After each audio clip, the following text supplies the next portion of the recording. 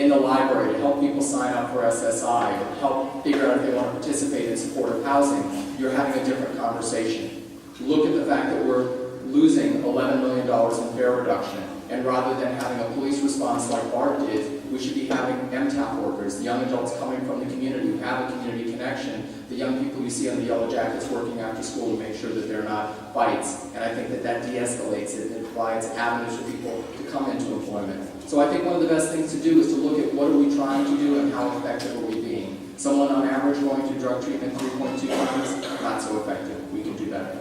Thank you.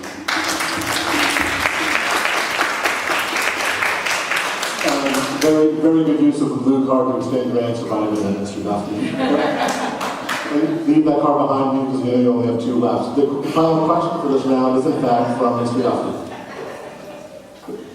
It's your turn to ask a question, sir. No, Mr. Duffy has a chance to ask a question now. Okay.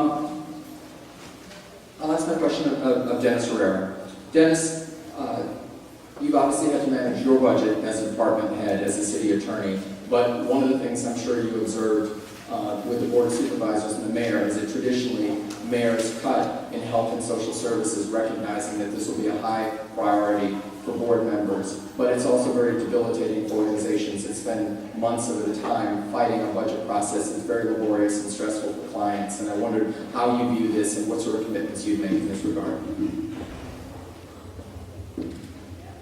Thank you, David. I think you're absolutely right.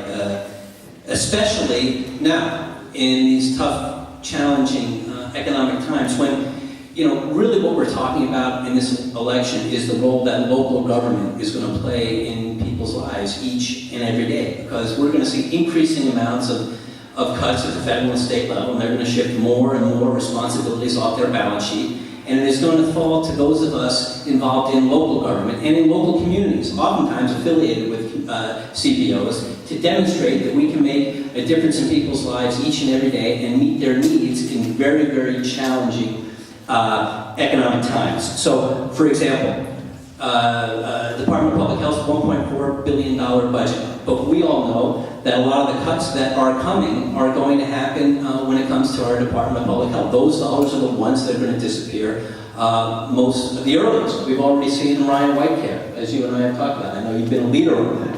How does the city and county of San Francisco backfill to make sure that HIV patients are receiving the care that they need? And that is just a emblematic and a metaphor for what we are going to see for our most vulnerable throughout our Department of Public Health system.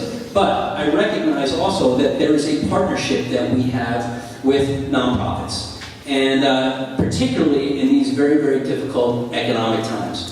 That's why 2 years ago, I partnered with the former director of the Department of Public Health, Sandra Hernandez, to ensure or look at how we can be a better customer with our nonprofits. We provide $600 million a year to our nonprofits, and they are vital parts of our delivery service to our most vulnerable. But that doesn't mean that we can't be a better customer, they can't be a better provider. So we came up with 6 or 7 recommendations that from better strategic planning, encouraging mergers, outsourcing backroom functions, better philanthropic giving plans, to make sure that we could identify savings that could accrue without impacting the core delivery of services to our most vulnerable. Because we have to recognize that oftentimes our CBOs are the last bastions of providing culturally competent care. Oftentimes in neighborhoods that are underserved by the rest of city government, oftentimes in monolingual communities.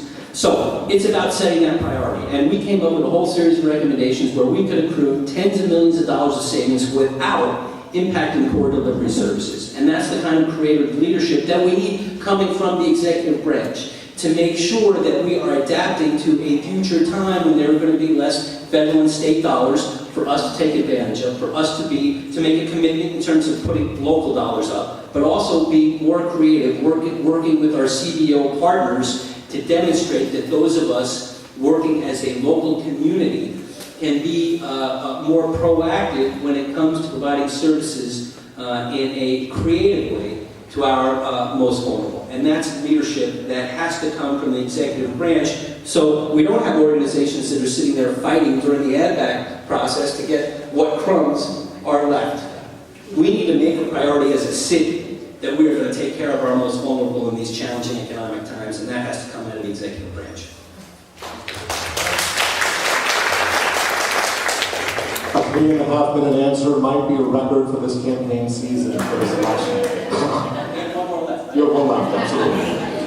Let the record show that only boys were asked questions in this round. So we have Ms. Reese, Ms. Elliott here, and Ms. Vaughn, who can speak for 90 seconds on this subject. Talk about preventive customer services. We'll start with Ms. Reese.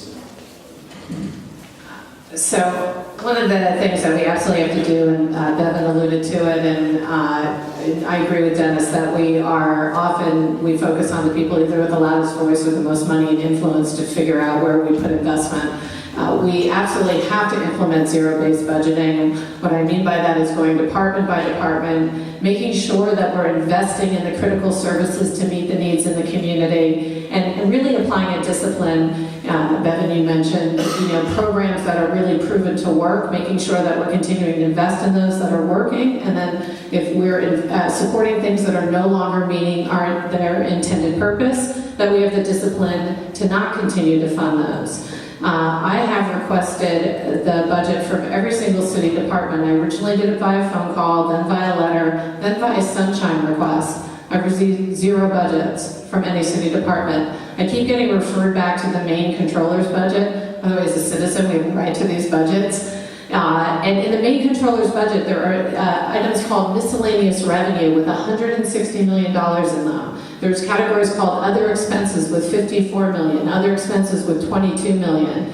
We cannot see the clarity and detail. We need to make budgets open and easily for people in the community to read so that you can hold your leaders accountable and how the leaders spend your money, and that there's complete transparency and you have a voice in terms of where we spend money in terms of what's most important.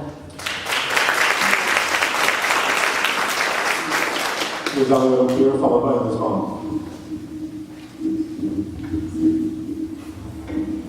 Transit's so great you don't need your car. Buses every 10 minutes from 6 a.m. to midnight, every half hour from midnight to 6 a.m. A lot more jobs. Let's have bike lanes that are really safe with physical barriers between the traffic as they have in Amsterdam, where I lived for 5 years. Make Muni magnificent. Every down below the ground stop is a real art gallery with mosaics and murals. Every bus shelter is a work of art.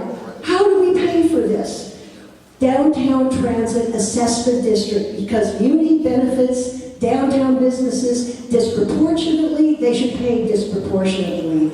We also can institute a carbon tax. We also can charge for curb cuts. When the curb is privatized and nobody else can park there, the landowner should pay. We also can have park in front of your driveway permits. And we also can have a vehicle registration fee as proposed by one of my colleagues. I think that's a great idea. We want to have transit so fabulous that you want to take it. You don't want to take your car. Thank you.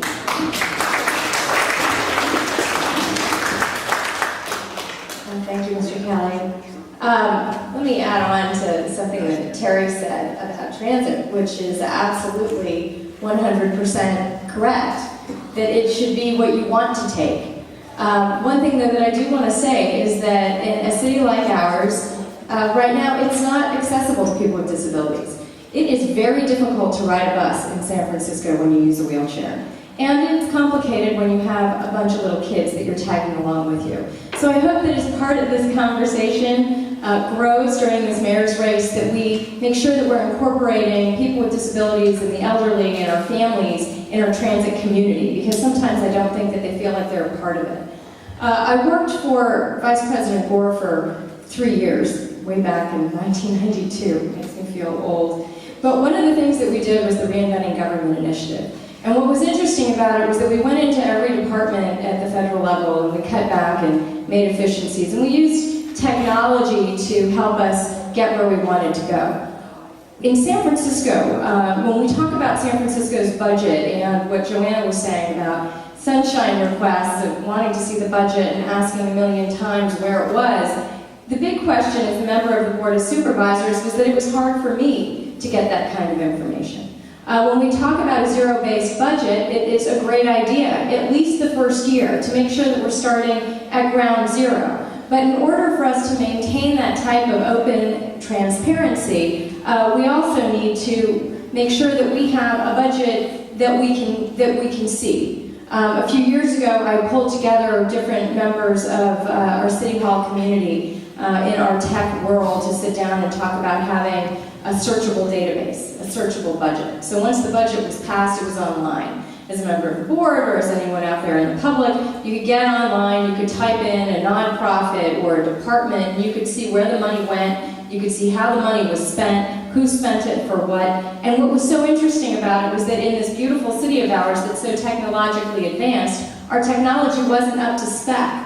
And so as we move forward, we need to make sure that our technology that brings all of our city departments together is upgraded, that we have a database that is searchable so that everyone can see how we spend our money, and to make sure that the audit that I spoke about earlier with the 3 child care agencies, if we had a searchable form, we wouldn't be losing $1 million for child care if we knew where all of our money was spent all the time.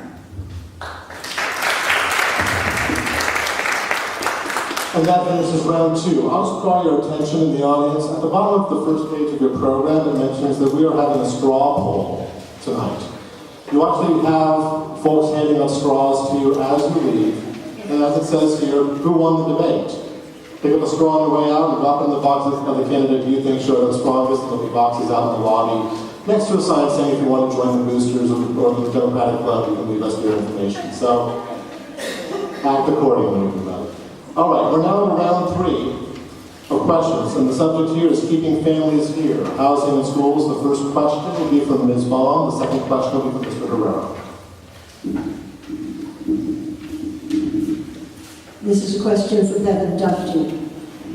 You have in the past, including just the past today, expressed great sympathy for the Black community, yet when you were on the Board of Supervisors, you consistently voted against eviction protection for tenants and against preservation of rental housing and in favor of Lenar's redevelopment of Bayview Hunts Point, the very policies that are driving the Black community out of San Francisco.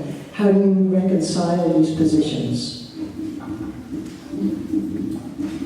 Lennar is not going to take 1 unit of rent control housing. They're building new housing. I think the issue is that there are community benefits agreements associated with that, and are we going to live up to the dream of what that plan is, or is it going to be a disappointment? Part of that relates to Hope San Francisco, and I think the city should be proud of the fact that at a time when the federal government walked away from rebuilding public housing, and many of our developments, such as Potrero Hill and Potrero Annex, have not been addressed yet, that we started Hope San Francisco. I supported it along with, I believe, Supervisor Alliot here, an incredibly important program. But associated with that, we have to have rich social services. Mayor Newsom recognized that in addressing supportive housing, you couldn't give somebody a key to an SRO and that would change their lives. But you had to have services related to it to help people take those steps. And I believe in public housing we need something very similar. I would like to bring in our universities and have life campuses where we're enabling families, some of whom have faced multi-generational poverty and disadvantagement, the opportunity to focus on education, how to be a stronger parent, how to lead a healthier lifestyle, and how to deal with anger management, or the steps that you can take to go back to school and to get the training that you need. And so I think that that's very important to focus on that population. I would say to you, Terry, that I did vote for measures that did penalize people for Ellis Act evictions and make it virtually impossible for them to convert from tenancies in common, because there was a raid on some of the 2-unit buildings, many of which in my district, where people took advantage of a state tool that we could not change and evicted people as a result to flip those houses. But I do think that there are a lot of people that are in the condominium lottery that formed TICs like I did. I enabled 19-year renters to become owners of their unit, and we've done nothing wrong. We didn't displace anyone that was a renter. And I think the reality is renters need landlords need renters, and we have to figure out ways in which to work together. One of the things that I want to start is a renter's academy. A lot of apartment developments won't accept Section 8 vouchers, for example, and that really marginalizes people as to where their choices are to live. What if we recognize that many people who receive a